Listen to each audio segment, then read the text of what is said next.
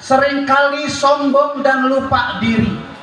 Ketika dia sudah merasa unggul, merasa tak butuh lagi dengan nasihat orang lain, apalagi jika nasihat itu datang dari orang yang dianggapnya lebih rendah daripadanya, itu dianggapnya sebagai angin lalu saja. Seperti itulah gambaran sifat manusia yang digambarkan oleh Allah Subhanahu wa taala dalam Al-Qur'an. Padahal Allah taala yang Maha menentukan takdirnya pernah berpesan, "Wa dzakir fa inna dzikra tanfa'ul mu'minin." Dan berilah kabar peringatan, sesungguhnya peringatan itu amat berguna bagi orang-orang yang beriman. Hadirin rahimakumullah, di dalam kitab Silsilah Al-Haditsah As-Shahihah, Rasulullah sallallahu alaihi wasallam bersabda dalam hadis qudsinya, "Ya ibna Adam, tafarraq li ibadati amla qalbaka ghinan wa asudda faqran. Wa illam taf'al mala'tu yadaika syuglan wa lam asudda faqran." Wahai manusia, luangkanlah waktumu untuk beribadah kepadaku. Niscaya aku penuhi hatimu dengan kekayaan atau dengan kecukupan. Jika kamu tidak mau, maka aku penuhi kedua tanganmu dengan kesibukan dan aku tidak akan tutup kefakiranmu. Hadirin rahimakumullah, firman Allah Ta'ala di atas merupakan angin segar yang memberikan energi positif bagi seorang hamba yang sering mengeluh tentang kehidupannya, yang selalu galau, serba kekurangan, dan merasa sulit untuk meraih kebahagiaan, sampai Allah pun berani dia salahkan. Salah satu contoh hadirin, jika kita diundang atau ditugaskan oleh atasan kita, taruh katakanlah big boss kita, orang yang kita anggap nasib kita dijamin dengan dia, bagaimana perasaan kita hadirin? Senang atau tidak? Tentu kita akan merasa senang, karena kita dianggapnya mampu, yang akhirnya kita akan bekerja semaksimal mungkin demi untuk menyenangkan hati si big boss. Jika si big boss sudah merasa senang dengan hasil kerja kita, maka bermacam tanda jasa, kenaikan gaji, bonus, fasilitas yang lainnya akan diberikan kepada kita dan ditambah dengan acungan jempol. Hormat dan patuh kita sesama makhluk sedemikian hebatnya hadirin, tidak ada rasa kata bahaya, capek, repot dan lain sebagainya, karena kita merasa di hidupnya kita sudah dijamin oleh si big boss itu. Itu bagi manusia hadirin. Bagaimana kalau kita kerahkan semua ibadah kita untuk Allah Subhanahu wa taala? Pasti kita akan diberikan oleh Allah Subhanahu wa taala kebahagiaan, bukan di dunia saja, bahkan nanti di akhirat di hadapan Allah Subhanahu wa taala. Intinya, kita perkumpulan ini adalah hadirin Isra dan Mi'raj Nabi Muhammad sallallahu alaihi wasallam, yaitu as-shalah. Allah hadirin, ibu-ibu perhatikanlah, bapak-bapak, anak-anaknya. Jangan sampai mereka sampai berani meninggalkan sholat. Karena orang zaman dahulu, waktu anaknya lahir, apa yang dikatakan oleh orang tua zaman dulu? Ya Allah, kalau ini anak bermanfaat untuk aku di dunia dan di akhirat, manfaat di rumah aku ya Allah, panjangkanlah umur anakku ya Allah.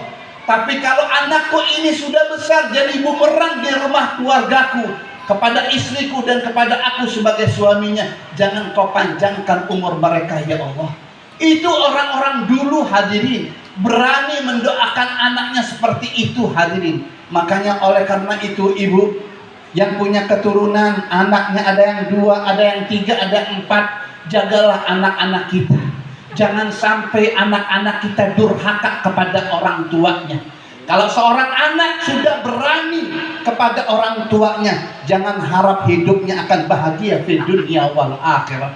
Di dunia sudah diram-ram sama orang tuanya, bagaimana nanti waktu orang tuanya masuk ke surga Allah Subhanahu wa taala?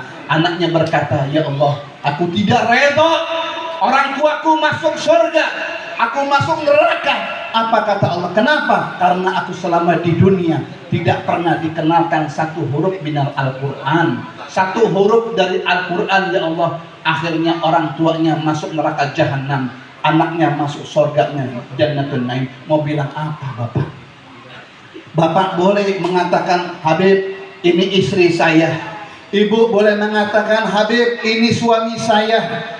Bapak ibu boleh mengatakan, Habib ini anak saya. Boleh mengatakan begitu. Nanti di akhirat, yauma yafirru mar'u min akhi, semuanya nafsi-nafsi. Anak akan lari kepada orang tuanya, istri akan lari kepada suaminya. Hadirin, semuanya nafsi-nafsi. Hadirin, tidak memandang siapa itu, anak siapa, suami siapa, istri siapa. Kalau kita tidak mempunyai amal yang sangat luar biasa, banggaan Nabi Muhammad, tempat kita di neraka jahanam. Hadirin, makanya biar pandai-pandai menjaga anak-anak kita. Karena kata Nabi SAW, Ibnul Aq, kata Nabi Muhammad, perhatikan ini hadis bapak-bapak, ibu-ibu, untuk pulang nanti amal adalah hadiah dari saya, hadiah dari Nabi Muhammad SAW.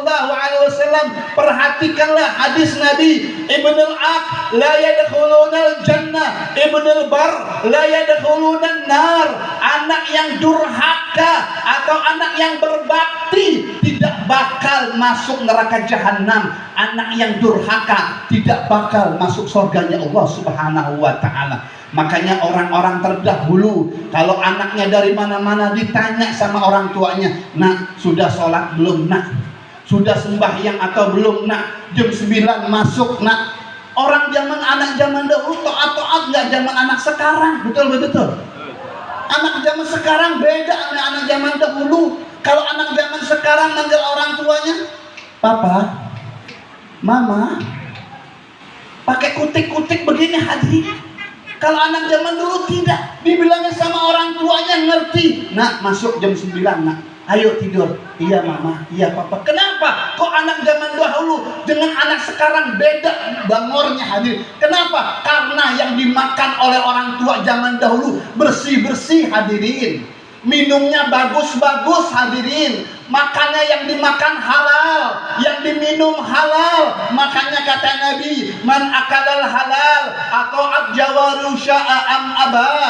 Siapa orang makan barang yang halal, seluruh tubuhnya akan menjadi halal. Matanya halal, hatinya halal, bersih, tangannya bersih. Cium tangan sama ulama, cium tangan sama kiai, cium tangan sama habib. Kenapa? Tidak pernah makan barang-barang yang haram. Hadirin, kakinya begitu juga, langkah dengan langkah yang baik, hadir majelis ilmu, hadir pengajian. Kenapa? Yang dimakan makanan yang bagus. Hadirin, perutnya begitu juga, masya Allah. Beda dengan zaman sekarang, orang-orang tua zaman sekarang. Hadirin, yang dimakan adalah na'udzubillah, makan barang-barang yang haram. Makanya anaknya adalah na'udzubillah, anak jadi anak haram jadah. Hadirin, bukan di sini, bukan.